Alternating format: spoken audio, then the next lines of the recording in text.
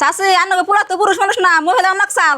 বউ ও বউ তুমি না আমার করে বাগুন দিবার চাইছিলা করে বাগুন দেও নিয়ে যায় আর গেদা তুমি বাগুন করতেছো কে?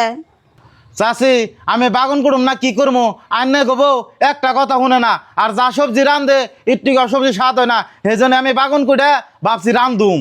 গেদা তুমি কইতাছো বউ বলে তরকারি রান্ধি দিলে তোমার স্বাদ লাগে না, তুমি রান্ধে খাবার চাইতেছো, তুমি রান্ধো গা। আমি বোর কাছে আসছিলাম করে বাগুনের নিকে। কেসা সেটা নি কেমন কথা কন আন্দার কাছে গেলা করলাম তোর স্বাদ নাগে না। আমার ঠান্ডার কেরা কবো গেদাই কইলো তুমি বলে তরকারি রান্ধলে স্বাদ লাগে না আর তোমার রান্ধে দিবার কথা তুমি রান্ধেও দেও না গেদার ভালো করে। শাশি আনকে পোলা তো পুরুষ মানুষ না মহিলা নকশাল। সারা দিন ভাত রানবো তখন দান রাতে ভাত বাজবো বাগুন ভাজবো এটা সবসময় করে থাকে। ও তেমনি করে রান্ধা খাইবো আর আমি সবজি রান্না করতে কেউ স্বাদও নাই। ওই তুই বেশি কথা কর, সবজি যদি স্বাদই হইতো তাহলে তো কইতে আমি স্বাদ হয়েছে। সবজি না রান্ধা তুই যা চাষি রান্না খিলাই চাষি গবনি সবজি স্বাদ হয়েছে না খারাপ হয়েছে, চাষি রান্না খারাইছে। ও ঘরে তো গেল বেহান রাঁধছে কচু কচু যে গলায় ধর এখন যদি না দেখায় তাহলে তো শাশি কবো তাহলে তো হাসে আঙ্গ বাঁচতে হাসা কথা কছে সেজন্য তো রান্ধে খায়। বউ তুমি মনে মনে কি কইতাছো? চাষি আন্নে গো কচু তরকারি রাঁধছে খাইয়া দেনছে সবজি স্বাদ লাগে নিহি। অবস্থা আমি খাই দেখতাছি।